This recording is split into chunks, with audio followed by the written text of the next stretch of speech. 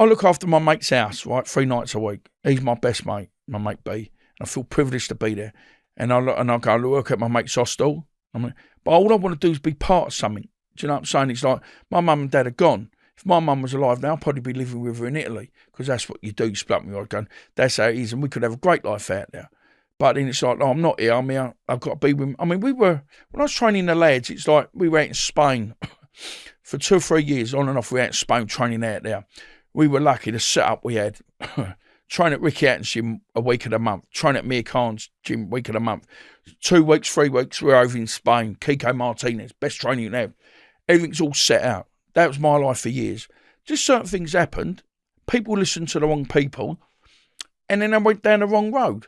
One thing always upsets me a little bit, and let's get it out on the table. Well, I put everything on the line for the fighters I was training. Got in debt, I was always about the bigger picture. We were flying. Then all of a sudden, when the shit hit the fan, and I went, you know what? Don't want nothing to do with this no more. Then I got a little vibe come back that someone's told me that I was taking half of my fighters' money. One of these fighters, I was taking half their money. It's funny that I was with my accountant the other week, and we were talking, we're laughing and joking about, because this little firm was sponsoring this fella. He goes, well, it's funny that if you were taking half of his money, he still owns you a hell of a lot of money, because I had to pay my tax. And he's going, well, he owes me a few grand. I said, because it's all rubbish. It's all rubbish. I mean, that's what I'm saying. When I walked away from them boys, I'm the one that I can look at myself in the mirror and wash my teeth in the morning. I think, do you know what? You were all right. You did it your way. They did it their way. Don't really hear from them now. Well, good luck to them. I really hope they do well, and I've never had no malice towards them like that. But a lot of people, what they lack in life is integrity. Do you know what to say? Do you know what? I was wrong. I mean, I admit, I think I've admitted a lot that I was wrong with certain things. But then it's like, I love the boxing, but that side of the sport, it's really doggy, and it ain't for me, because I'm too stand up. I could look in them, and there ain't a lot of bad decisions I've made. Certain fights some of the boys took I didn't want, and they took the fights because I wanted to. I said, and it didn't come off them, did it? And as I know, it didn't work. So what I'm always saying is, I always had them boys' backs from day one. Always did whatever I could. I went out and nearly sold my soul to cover them boys. But then, and all I ever wanted was loyalty, and I never got it back. So I'd rather do what I'm doing now. So we live a better life, and that's how it is. So there's some big names then in your story that you brought up: Roy Shaw, Lenny McLean, Vic Dark. Have you got any funny or interesting stories about them that you can share? I don't know. The stories of Vic, I'm not saying. I mean, I've been out with Roy loads of times, but not really. I don't know. Just every time we'd go, we'd always have a laugh. It was always. I remember once I was out with Vic, and I wasn't out with Vic. I was out on my own, and a couple of people played up, and then up doing what I do best, and then up, chinning someone. And I remember Vic come over, and he went, "Look, Dom, come on, mate, this is silly. We know the fella, blah blah blah." And I went, oh, "Okay, mate, okay." Next week, come out of the toilet, and he's going, "Look, come on, Dom, sort it out." I said, "Look, I'm really sorry about it." And he goes, "Right." Next week, goes, "Well, I ain't being funny, mate. Well, I've got the ump with you." I said, "What's got the ump?" And Vic said, and he ended up knocking him out again. And Vic went, "Oh, do you know what, Dom? I'm leaving you, mate. You're on your own." And I'll become a bit very unpredictable. And the mad thing is, I've seen some of the people I've had problems in the past, and I've sat there and I've had to sit there and shake their hands. I said, "You know what? I wasn't in a good place back then." But I was a very good money getter for people. You know what I'm saying? It's like when I was upset with things, I'd be straight in. We'd be straight in, and you wouldn't have to worry about me. I'll go and do what I've got to do. And I wasn't even worried about the money, because I just wanted to feel wanted. Do you know what I'm saying? I wanted to be part of this clique that wasn't really there. And the only thing I'm worried about again now is like I know you say about you count your friends, but I can't. I've got my friends on one hand, and obviously I've got Bella, and that's all that matters now. You know what I'm saying? So, have you got any funny stories from your time in Tenerife, partying over there or anything? Do you know what's really sad? And I said this the other day. We sit and we tell all these stories. These war, anyway, because what you're fishing for, Shaun, is a war story, ain't you? Really? Well, anything. It could be a humorous story.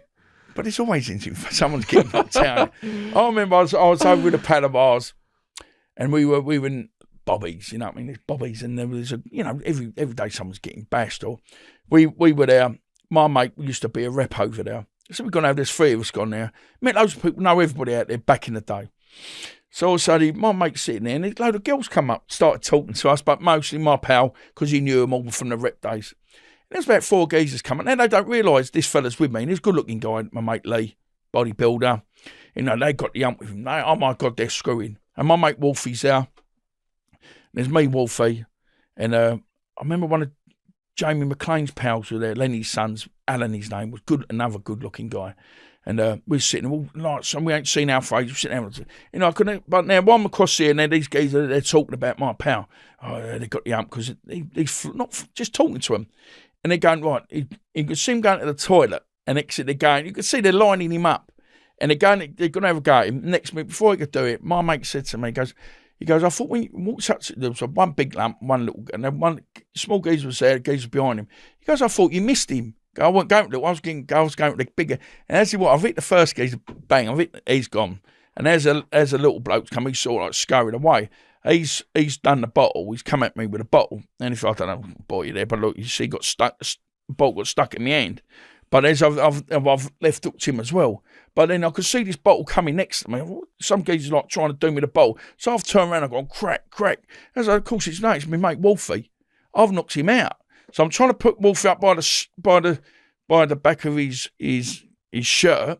And this out, he's got stuck in as well. Give me so well. But anyway, my mate's come out of the toilet and he goes, within 2 minutes, if he was here too, he goes, there's me running around like a loony. I'm going mad still. He got the DJ packing his music up, the lights are on, there's 3 or 4 people laying on the floor unconscious, and there's me got the ump going, ah! You know, on my poor old Wolfie though, he had an hole in his mouth, and he used to do it all the day. He got his toothpick, he's put his mouth like that, he'd go like that, this toothpick would come in and out. But it was quite funny. But what is sad really, and again, I brought this up the other week, we have all these, you know, I've been all around the world, so I've been all quite lucky there. And it's such a shame that always along the line, it always ends in violence. And it did end in violence. You know, one thing I've got to watch when I go out, I try never to drink when I go out. I'm what you call a thingy alcoholic. Was it a private alcoholic?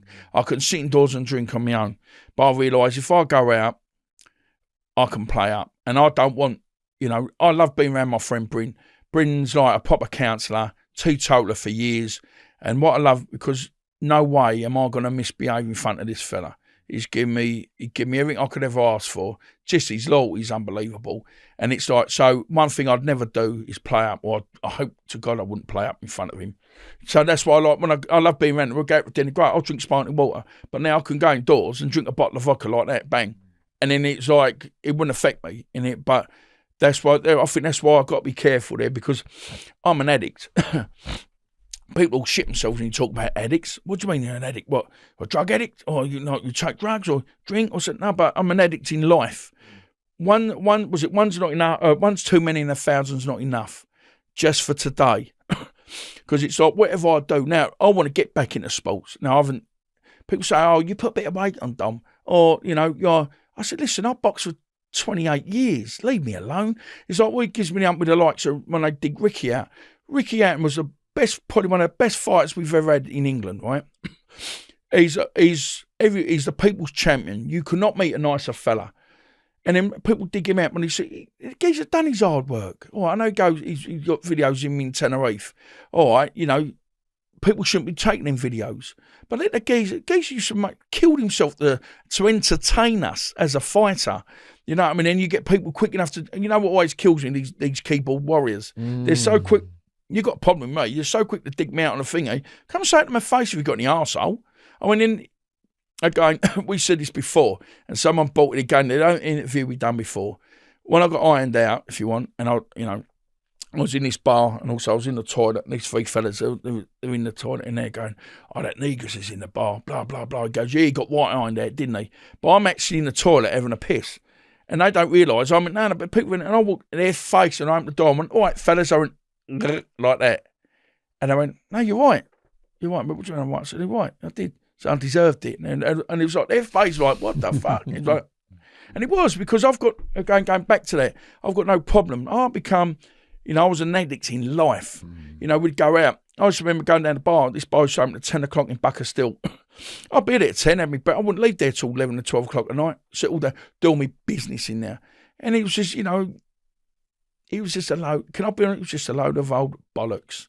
I look back now, and do I regret anything? Yeah, the boxing I regret, but I can't regret too much because I would not be here today with the daughter I've got because we've all gone down this road, and I'm great. I'm grateful for the people that stuck by me, and I'm grateful for the people that have left me, because it's like you have to go like weed them out, don't you? Weed all the goodies out from the baddies, and it's like again, I've got an handful of friends. I mean, we went to Ibiza the other month. I went for my mate. How lucky am I? He took me out to Ibiza. There's about 7 of us. We had the best time, and it was so and we're sitting there, but every day we're sitting there, and they want to hear stories. You would have loved it, to be honest with you. But I'm telling them stories I could never tell you. But it's and I said it in the interview, it was such a shame. The majority all end in violence. And it is, because can I be honest with you? I know you ain't known me for long, but I ain't like that. I was just so lost.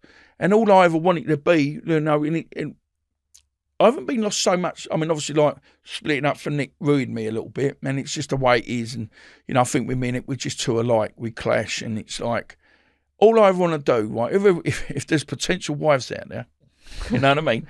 All I want to do is feel wanted. I want to be the first thing and the last thing you think of at night time. And I'm the easiest person to be played, because all I want to do is be loved. And that's all we want, ain't it? There's, I ain't no gangster.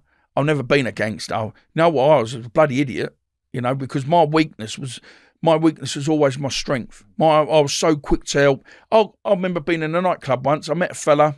Yeah, so you're getting another one at me, yeah. I met a fella up north somewhere, and I started doing a bit of work for him.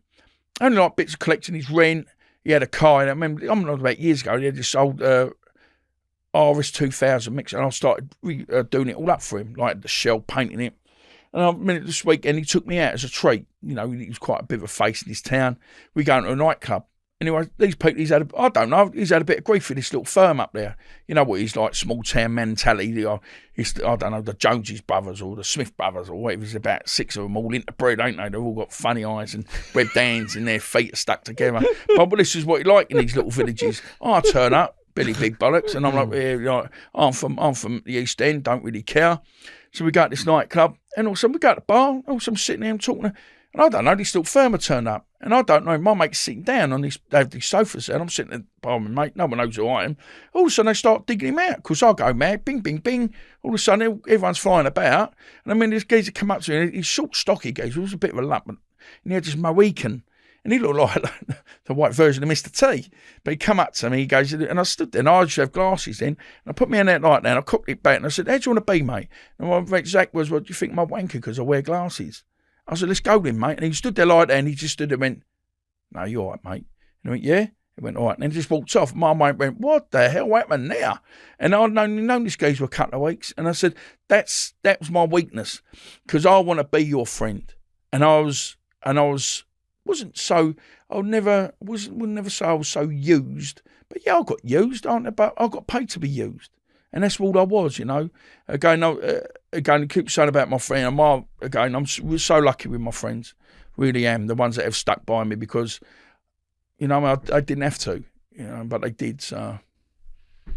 But if you look at programs like The Last Kingdom or The Vikings, and you go back hundreds of years, you would have been a hero, because you would have one of the toughest gladiators. See, listen, I would have been, you keep saying, my friend, I'm a gladiator, so, and I need an arena to perform in, so the arena's always nightclubs, pubs, we had this discussion before, anywhere there was drink and drugs. I mean, I was like, I'd walk in there, and they're like, but then I keep saying it, I become someone I didn't like, because I could look at someone now and go, 9 times out of 10, when you look at someone, you go, well, I don't really like that band. It's what you don't like about yourself. And that's really true, because I'd bowl in somewhere. I could walk in a pub and people go, oh, Dom's in here tonight. Oh. But also what I did for certain people, and they know what I did, I actually kept violence out of their places, because I'd be in a bar and they'd see me sitting there, where people they'd walk along and they go, oh, let's go in here, and they want to take a liberty. They go, well, bet not then, Dom's in there tonight. Or I'll get a phone call, pop down so he's had a bit of trouble with so. And most of the up and coming boys, I knew them all. So I'd walk in there and they'd go, no, leave it tonight. Leave it. Or there'd be doorman now. And then because you knew them, you'd always back them up. Not that I had to, but you'd always. So somewhere along the line, someone got something out of me more than I got out of them. And yeah, he said, I would have been all right as a gladiator, I reckon, wouldn't I? You know what I mean? I don't know if I look like Russell Crowe. I look more like Emu, But I don't know.